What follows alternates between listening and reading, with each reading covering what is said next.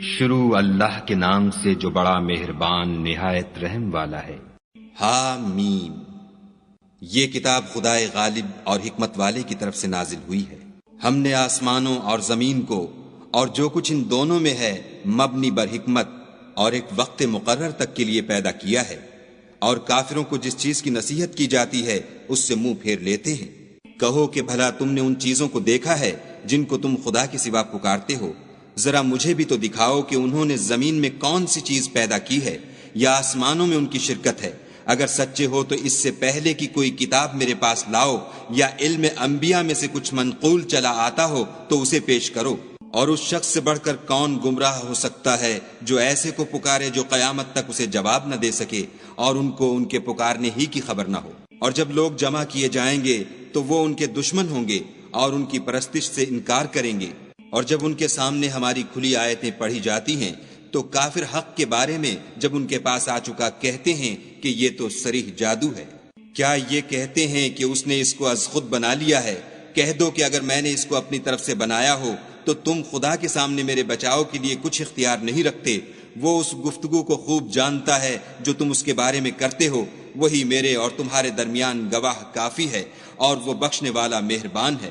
کہہ دو کہ میں کوئی نیا پیغمبر نہیں آیا، اور میں نہیں جانتا کہ میرے ساتھ کیا سلوک کیا جائے گا اور تمہارے ساتھ کیا کیا جائے گا۔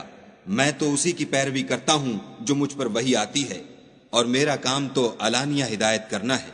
کہو کہ بھلا دیکھو تو، اگر یہ قرآن خدا کی طرف سے ہو اور تم نے اس سے انکار کیا، اور بنی اسرائیل میں سے ایک گواہ اسی طرح کی ایک کتاب کی گواہی دے چکا اور ایمان لے آیا، اور تم نے سرکشی کی، تو تمہارے ظالم ہونے میں کیا شک ہے؟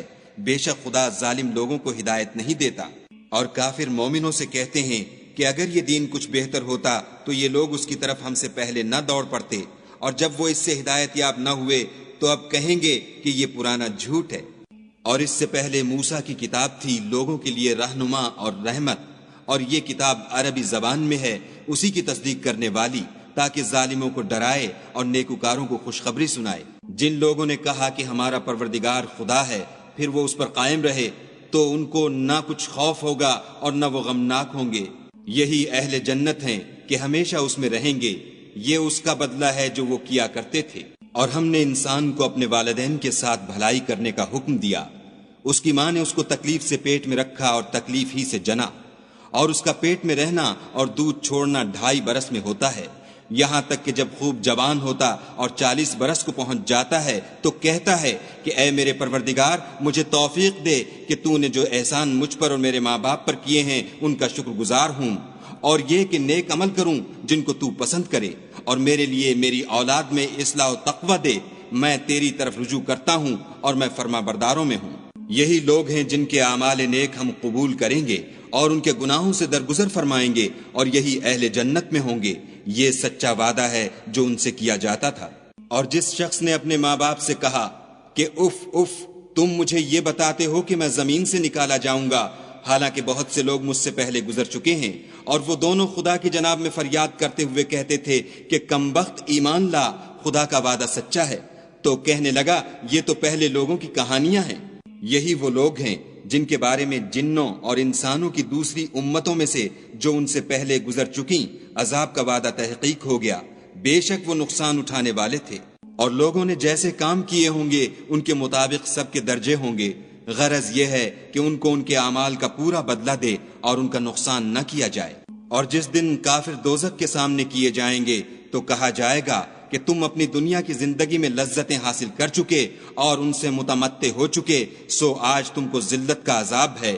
یہ اس کی سزا ہے کہ تم زمین میں ناحق غرور کیا کرتے تھے، اور اس کی کہ بد کرداری کرتے تھے۔ اور قوم عاد کے بھائی ہود کو یاد کرو کہ جب انہوں نے اپنی قوم کو سرزمین احقاف میں ہدایت کی، اور ان سے پہلے اور پیچھے بھی ہدایت کرنے والے گزر چکے تھے کہ خدا کے سوا کسی کی عبادت نہ کرو، مجھے تمہارے بارے میں بڑے دن کے عذاب کا ڈر لگتا ہے۔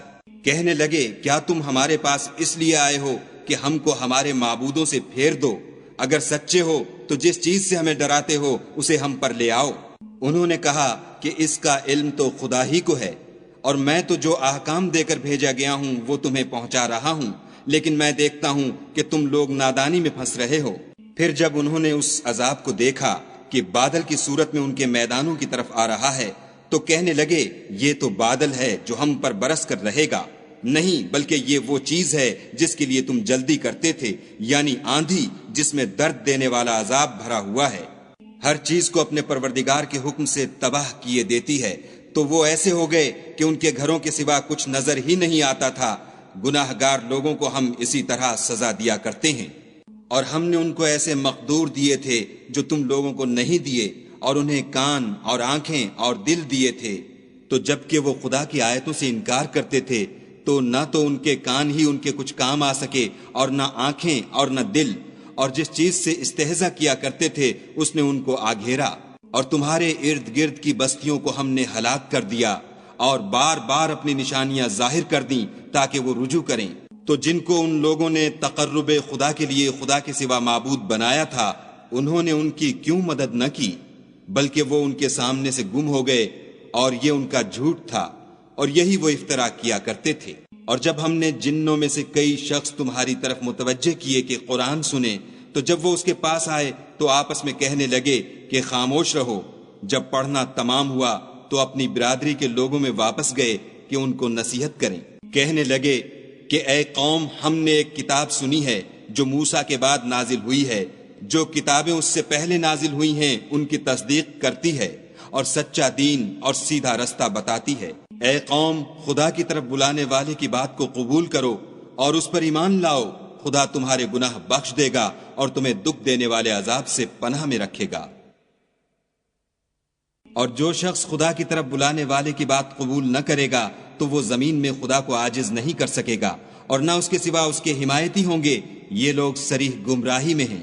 کیا انہوں نے نہیں سمجھا کہ جس خدا نے آسمانوں اور زمین کو پیدا کیا اور ان کے پیدا کرنے سے تھکا نہیں، وہ اس بات پر بھی قادر ہے کہ مردوں کو زندہ کر دے؟ ہاں، وہ ہر چیز پر قادر ہے۔ اور جس روز انکار کرنے والے آگ کے سامنے کیے جائیں گے، کیا یہ حق نہیں ہے؟ تو کہیں گے کیوں نہیں، ہمارے پروردگار کی قسم حق ہے۔ حکم ہوگا کہ تم جو دنیا میں انکار کیا کرتے تھے اب عذاب کے مزے چکھو۔ پس اے محمد صلی اللہ علیہ وآلہ وسلم، جس طرح اور عالی ہمت پیغمبر صبر کرتے رہے ہیں اسی طرح تم بھی صبر کرو، اور ان کے لیے عذاب جلدی نہ مانگو۔ جس دن یہ اس چیز کو دیکھیں گے جس کا ان سے وعدہ کیا جاتا ہے تو خیال کریں گے کہ گویا دنیا میں رہے ہی نہ تھے مگر گھڑی بھر دن۔ یہ قرآن پیغام ہے، سو اب وہی ہلاک ہوں گے جو نافرمان تھے۔